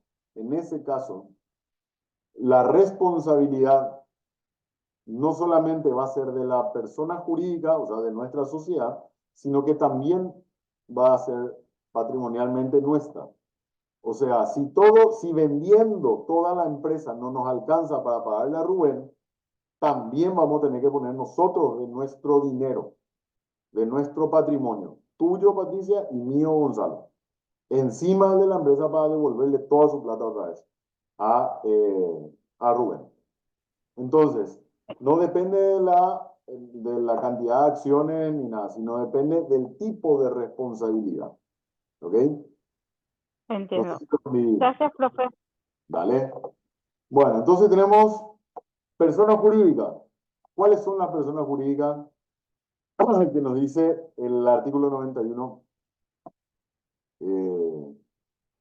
en esta pequeña lista, ¿verdad? Dice, primero el Estado, por supuesto, el Estado no es algo que se pueda tocar, nada, es una ficción jurídico-política, ¿verdad? Y tiene una responsabilidad también. Las municipalidades, la iglesia, los entes autárquicos, autónomos y los de economía mixta y demás entes de derecho público, las universidades son personas jurídicas, las asociaciones que tengan por objeto el bien común, las asociaciones con capacidad restringida, las fundaciones, las sociedades anónimas, que hoy en día ya no son anónimas, porque todo lo que sea el tema de acciones sí o sí tiene que estar a nombre de alguien. Las cooperativas y las demás sociedades reguladas en el libro 2 de este código. Son también personas jurídicas los estados extranjeros, los organismos internacionales reconocidos por la República y las demás personas jurídicas extranjeras. Por ejemplo, el Banco Mundial, el Fondo Monetario Internacional, la Organización de Estados Americanos, todo esto que tienen sus representaciones acá, en Paraguay. Esos son personas jurídicas reconocidas también por el Estado. Bien. Y acá entramos en la parte de responsabilidad, que es lo que estaba preguntando Patricia. El artículo 94 nos dice, las personas jurídicas son sujetos de derecho distintos de sus miembros y sus patrimonios son independientes. Uno es el patrimonio de Patricia S.A., otro es el patrimonio de Patricia Benítez y de Gonzalo Sosa. ¿Ok? Acá hay 3 patrimonios distintos. Y acá dice en la segunda parte, sus miembros no responden individual ni colectivamente de las obligaciones de la entidad, salvo las excepciones establecidas en este código, que vamos a pasar a ver en qué caso Patricia y yo seríamos responsables por el cumplimiento de la sociedad, que se establece un carácter excepcional esa responsabilidad. El artículo 96 dice, las personas jurídicas poseen para los fines de su institución la misma capacidad de derecho que las personas físicas para adquirir bienes o contraer obligaciones por intermedio de los órganos establecidos en su estatuto. ¿Cuáles son los órganos? El director general, la junta de accionistas, el consejo, lo que quieran crearse como órganos de decisión o de alta gerencia, que suelen llamarse, que existen en esas personas jurídicas, ¿no? Dentro de estos límites podrán ejercer acciones civiles y criminales y responder a las que se entablen contra ellos. O sea, básicamente es lo mismo que una persona sin cuerpo y creada artificialmente.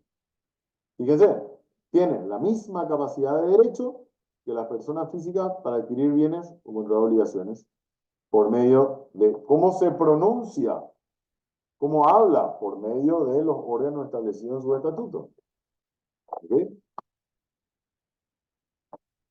Las personas jurídicas responden del daño que los actos de sus órganos hayan causado a terceros. Trátese de una acción u omisión, y aunque sea delito, cuando los hechos han sido ejecutados en el ejercicio de sus funciones y en beneficio de la entidad. Se fue nuestro empleado de Patricia S.A. Agroexportadora y sabía que con Patricia S.A. estábamos medio complicados financieramente, entonces se fue y quitó un crédito para meter plata a Patricia S.A. Tan bueno era el funcionario que se fue y quitó un crédito. Por supuesto, el crédito jamás lo pagó. Y el empleado tenía un sueldo de 2 millones y se fue y quitó quitó un crédito de 500. Y bueno, no sé cómo, pero consiguió. Le estafó a alguien, consiguió. Y metió esos 500 en, en la sociedad Patricia S.A. Bueno, Patricia S.A. va a responder por el daño, ¿verdad?, que hayan sido causados por los órganos. En este caso, el funcionario era, no sé, nuestro tesorero.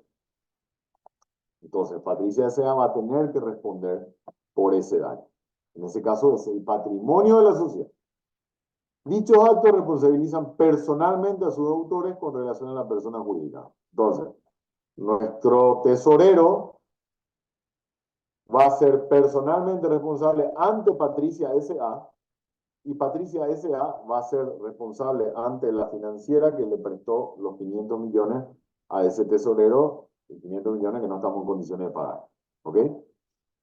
Responden también las personas jurídicas, el párrafo tercero, responden también las personas jurídicas por los daños que causen sus dependientes a las cosas de que se sirven, conforme a las normas de este código. Los directores y administradores son responsables respecto a la persona jurídica conforme a las normas del mandato.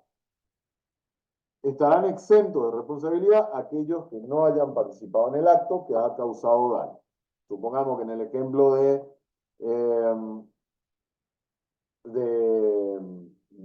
¿cómo se llama?, del compañero al que le estafamos su cargamento de soja, lo hice yo solo y Patricia no lo hizo. Rubén agarró y me dio la plata a mí, Patricia no sabía nada, ¿verdad? Entonces, solamente yo rifé esa plata y le debemos ahora un montón de guita a Rubén. Patricia no sabía nada. Bueno, Patricia, como era directora de algo, queda exonerada. ¿Por qué? Porque ella, según este artículo, no participó del acto, ¿verdad? Y tampoco, supongamos que no tenía conocimiento, ¿verdad? Bueno, en ese caso, solamente yo voy a ser responsable. Voluntad de partes. También constituye un elemento de las personas jurídicas, aunque se entienda que es una persona distinta a la de los miembros o personas que la conforman. Acá se sustituye la voluntad personal de los integrantes, Patricia Benítez Gonzalo Sosa, por la voluntad legal, que es la que obliga a Patricia S.A. Entonces, se sustituye y nosotros, la sociedad, termina diciendo lo que nosotros queremos, ¿verdad? Esa es la voluntad legal, ya que debe actuar por medio de sus representantes forzosos o necesarios. Nosotros le hacemos hablar a la sociedad. ¿Cómo se demuestra la voluntad de las personas jurídicas? Y básicamente por los lugares o los documentos o las circunstancias en las que conste la decisión adoptada por los que tienen poder de decisión. ¿Qué son estos dos? Los estatutos, en donde consta el objeto, ¿verdad? O sea, el instrumento que da nacimiento a la sociedad, y ahí se pone el instrumento, el objeto, perdón, de la sociedad va a ser, no sé, la intermediación financiera, va a ser la exportación, va a ser el alquiler, la compra-venta de inmuebles, va a ser la prestación de servicios, la sociedad se dedica a cualquiera de esos. Bueno, ahí, primero que nada, vemos la sociedad. A ver, si armamos entre todos un estudio jurídico y decimos, vamos a trabajar acá en la prestación de servicios jurídicos, obviamente, armamos una sociedad y ponemos el objeto de la sociedad en la prestación de asesoría jurídica entre una cantidad de cuestiones, ¿verdad? No puede venir nadie después a decir, no, pero ustedes estaban en el tema de compra-venta de estancia. No, espera un ratito, ¿cómo compra-venta de estancia, papá? Si vos mirás el instrumento donde creamos entre todos el curso acá, un estudio jurídico, y lo que vamos a hacer nosotros es prestar asesoría jurídica, pero no compra-venta de estancia. Entonces no podés atribuirme a mí que yo tuve algo que ver, a lo mejor le asesoré a alguien que vendió una estancia, puede ser, que puede haber asesorado en materia civil, en materia impositiva, etcétera, etcétera. Pero no tuve yo poder de decisión, ni mi empresa, ni mi estudio jurídico, ni ninguno de los que integramos acá el curso, porque no es objeto luego del estudio jurídico la compra de la estancia. Entonces, no podés atribuirme que yo tenga responsabilidad, no, te vendieron la estancia y la estancia de cada pedazo. No, yo no la vendí. Y después otra circunstancia para probar la voluntad de las personas jurídicas por las actas del directorio, que son esas reuniones, ¿verdad? Que hay veces que se hacen, hay veces que solamente se hace el instrumento, ¿verdad? Establece un número mínimo de reuniones de directorio para las sociedades, creo que es de 2 veces al año o 3 veces al año, algo así, como mínimo. Y hay algunas sociedades que se reúnen cada semana, ¿verdad? Su directorio. Entonces, bueno, se hacen actas de esas reuniones y ahí dice, bueno, ¿qué vamos a hacer con este tema, con este problema que tenemos? Y vamos a decidir por votación, hagamos esto. Bueno, ahí se ve la voluntad de la persona jurídica. ¿Por qué? Y porque se sustituye, como les decía, la voluntad de las personas por la voluntad legal, la voluntad jurídica. Si la decisión va en contra, dice párrafo abajo, la decisión va en contra de lo que establecen los estatutos, si hay una contradicción entre el objeto de los estatutos y las actas del directorio, no representa la voluntad de la entidad y en consecuencia carece de efectos vinculantes. Utilicemos el ejemplo de nuestro estudio jurídico que tenemos entre todos. De repente a Patricia se le ocurrió, bueno, ella se identificó como miembro del estudio jurídico IPEL, ¿verdad? Y se fue y dijo, yo soy miembro acá y yo voy en este tema de fulano y mengano que van a comprar una estancia, yo vengo en parte de la vendedora y te digo que la estancia está a 0 kilómetros. Bueno, después el día de mañana sucede que la estancia de cada pedazo, los compradores se van y le dicen, che, Patricia, vos dijiste que la estancia estaba bien y que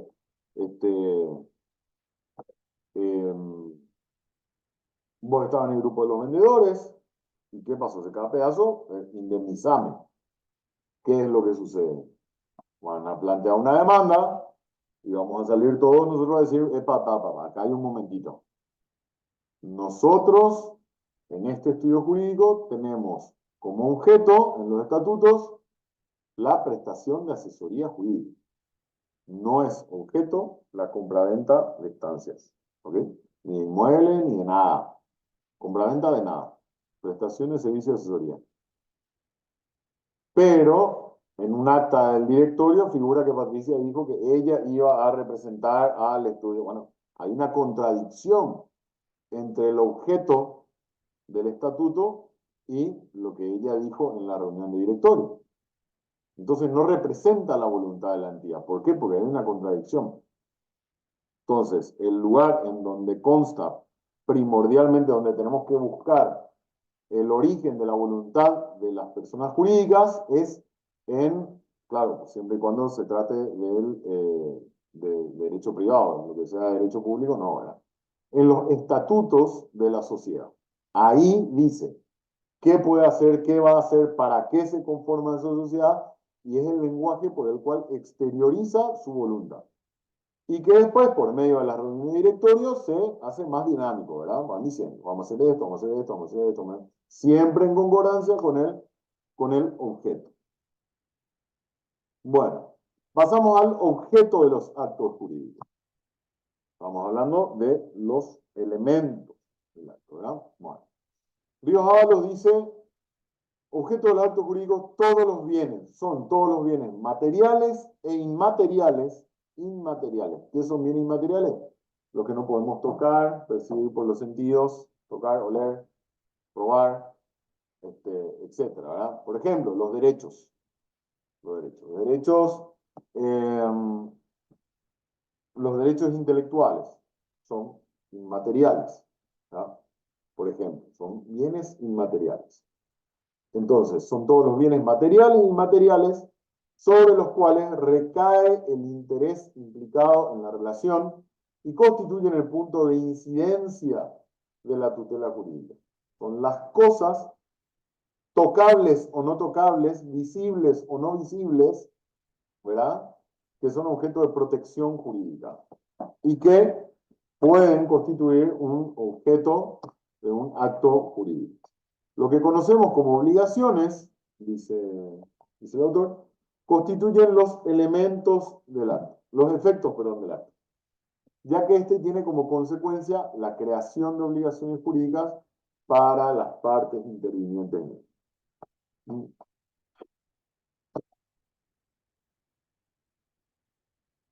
Y acá tenemos el objeto del acto, sería el bien sobre el que recae el interés de las partes. El efecto del acto sería el conjunto de derechos y obligaciones que surgen del acto.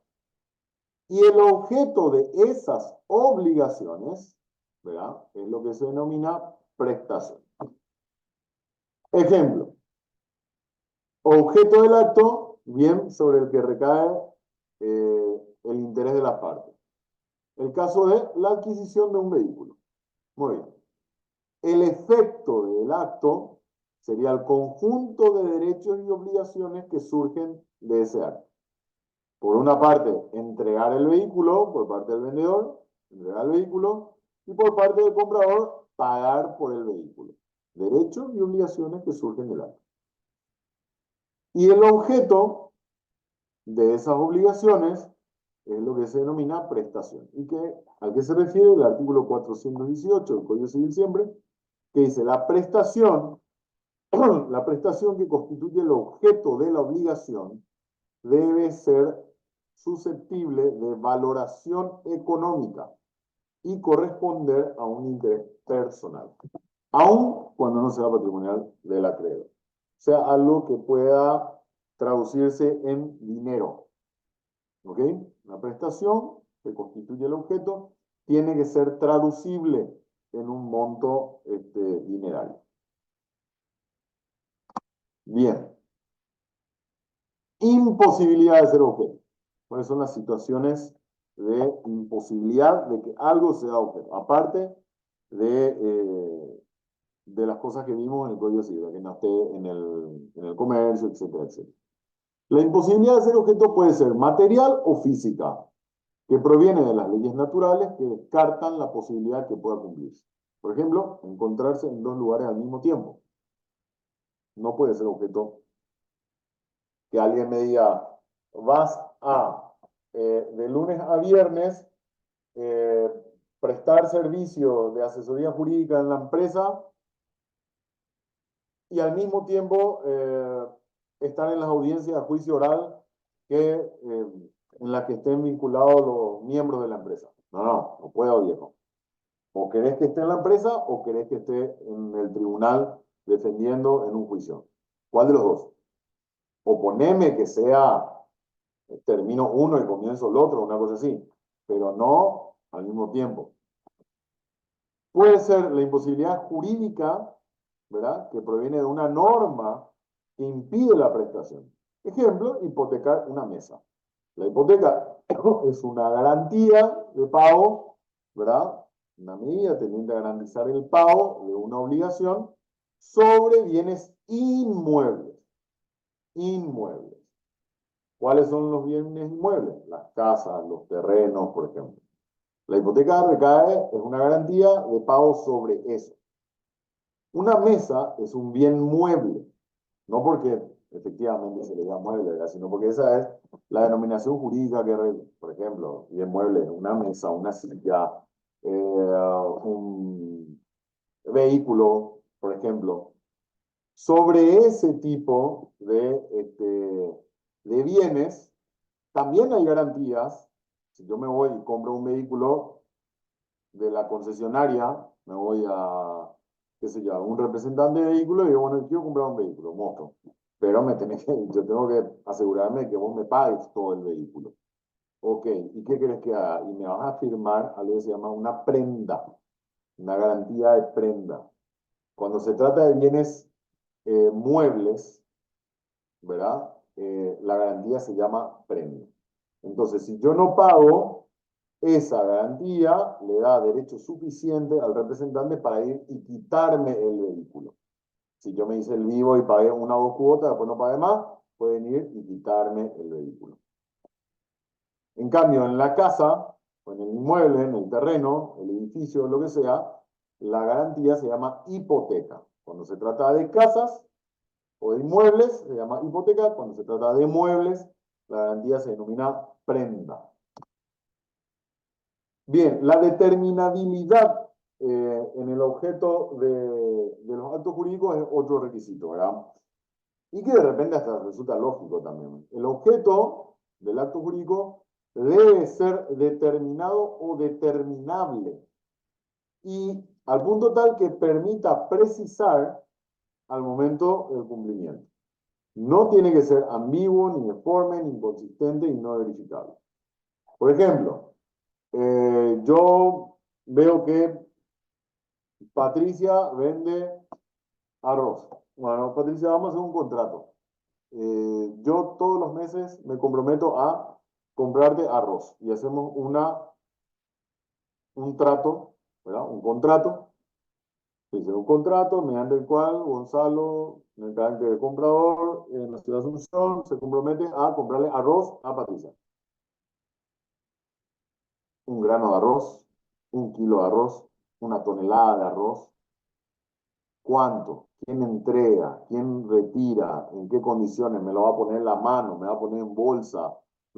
Tiene que ser, a eso se refiere, en que sea determinable. Determinado o cuanto menos determinable, ¿verdad?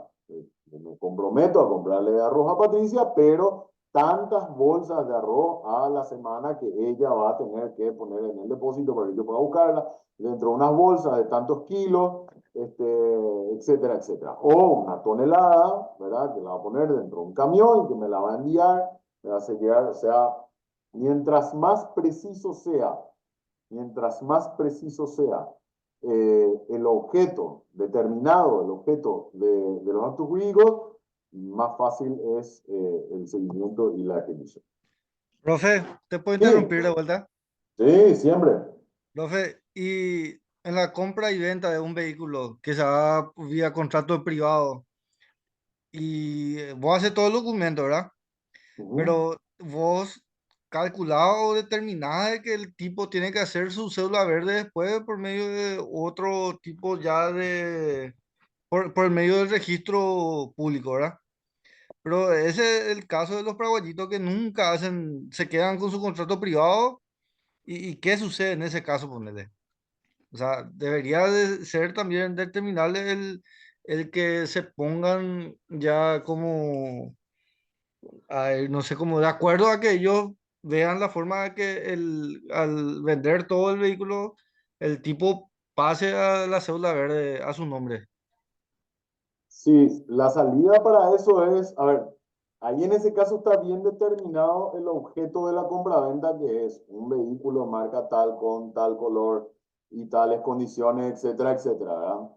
Eh, el objeto, en ese caso, lo de la cédula verde, si bien no es un objeto esencial del contrato, ¿verdad? Porque el contrato lo que hace es transmitir la propiedad del vehículo, sí puede ser inserto como una condición del contrato, que es otra cosa, ¿verdad? Y la condición, en ese caso que vos estás mencionando, si querés una salida jurídica de eso, puedes demandarle a esa persona por obligación de hacer escritura pública. ¿Okay? En ese caso, para poder ponerle la condición de que vas a comprarle el vehículo y que al terminar de pagar, esa persona se compromete a hacer la escritura pública. Si esa persona no cumple, entonces vos le demandás por ese tipo de juicio, que se llama así obligación de hacer escritura pública, y ahí entonces, si es que él no hace la escritura tras la ticia de dominio para que puedas inscribirla en el registro público y tener la cédula verde, un juez ordena que se haga. En ese caso, el juez ocupa el lugar del vendedor, ¿verdad? Y es el juez, el juzgado, el que ordena que se haga esa escritura y el juzgado la vende y vos pones la hace, perdón, y vos con eso vas al registro público, al registro automotor, perdón, y vas y te dan la cédula verde. En ese caso, como te digo, el objeto es el bien. Cuando hablamos del objeto del acto jurídico, es el bien sobre el que recae el acto. Que en este caso que vos estás diciendo, Rubén, es el vehículo. Entonces, ¿qué tiene que estar bien determinado como objeto ahí? La marca, el año, el kilometraje, el color, la cantidad de puertas, ese tipo de cosas, ¿verdad? Todo lo que haga al bien en sí mismo. Lo otro, que tiene que ver con la documentación, podés meterlo en un contrato privado como una condición a la que se obliga el vendedor a cumplir una vez que vos le pagues todo, ¿verdad? Pero el objeto va a ser siempre el bien, en este caso que vos estás mencionando, el vehículo. No sé si me explico. Sí, profesor, gracias. Vale. Bueno, entonces, no tiene que ser ambiguo de forma inconsistente y no verificable, pero si la prestación tiene posibilidad de determinación, dice el último párrafo, o sea, determinable al momento de cumplir, es válida. Por ejemplo, me obligo a pagar el equivalente a 1000 jornales de acá a 5 años. ¿Ok? Me obligo a entregar 1 tonelada de soja de acá a tanto tiempo. Listo, no cumplí la tonelada, pero ahí sí está bien determinado y si no alcanzo, en todo caso la completo con una reserva o compro otro lado para cumplir. Pero tiene que ser determinable. Bien, apreciación pecuniaria y con esto terminamos. A ver. Bien, la apreciación pecuniaria es en principio, por los artículos 299 y 418, el objeto, perdón, el objeto debe ser tasable económicamente o traducible a una suma dineraria como regla general. Existen prestaciones que no pueden ser valoradas económicamente, como ser, por ejemplo, el descanso, la salud, la privacidad, la calidad del ambiente. No obstante, no representar un interés económico, son amparados por el derecho. Está el artículo 45 de la Constitución, que habla de los intereses difusos, ¿verdad? Más otro, el derecho a la privacidad, a la salud, etcétera, etcétera, que tienen una tutela jurídica, están cuidados por el derecho y no tienen un valor pecuniario, ¿verdad? Y un ejemplo que tenemos acá, la obligación de un violinista de no ejecutar su violín en horas de la siesta. Ahí tenemos un caso en que yo puedo contratar, hacer un trato con mi vecino y sabes que te pago para que no toques el violín a la siesta porque yo quiero descansar.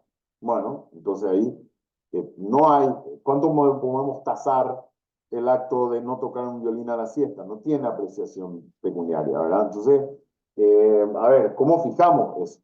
Es un problema. Bien, acá con este sí termino. Efecto de la falta de cumplimiento de los requisitos. El artículo 299 habíamos dicho que establece cuáles son las situaciones o las cuestiones que no pueden ser objeto de los actos. Que no esté dentro del comercio, que esté en una prohibición en la ley, hablamos del tema de los narcos, los hechos imposibles, y establece que la inobservancia de estas reglas causa la nulidad del acto. Y de igual modo, las cláusulas accesorias que, bajo la apariencia de condiciones, contravengan lo dispuesto por el artículo. Y acá tenemos un ejemplo en que la propia ley, el Código Civil, en otro artículo, el 357, dice, es nulo el acto jurídico si el acto o su objeto, cualquiera de los dos, o su objeto fueren ilícitos o imposibles. Entonces ahí tenemos una consecuencia jurídica directa, prescrita de forma expresa por la ley y que castiga con la falta de cumplimiento de estos requisitos, castiga con la nulidad. Nulidad significa inexistencia del acto. O sea, se destruye el acto jurídicamente. Eso es el efecto de la nulidad. Y seguimos mañana con los componentes de los actos jurídicos en la forma. Quedamos hasta acá y nos vemos mañana a este mismo horario. Que tengan un muy buen resto de jornada y hablamos mañana a las 15 horas de nuevo. Hasta mañana. Buenas tardes, profesor. Excelente su Hasta clase. mañana, profe. Gracias, gracias. Hasta mañana, hasta mañana.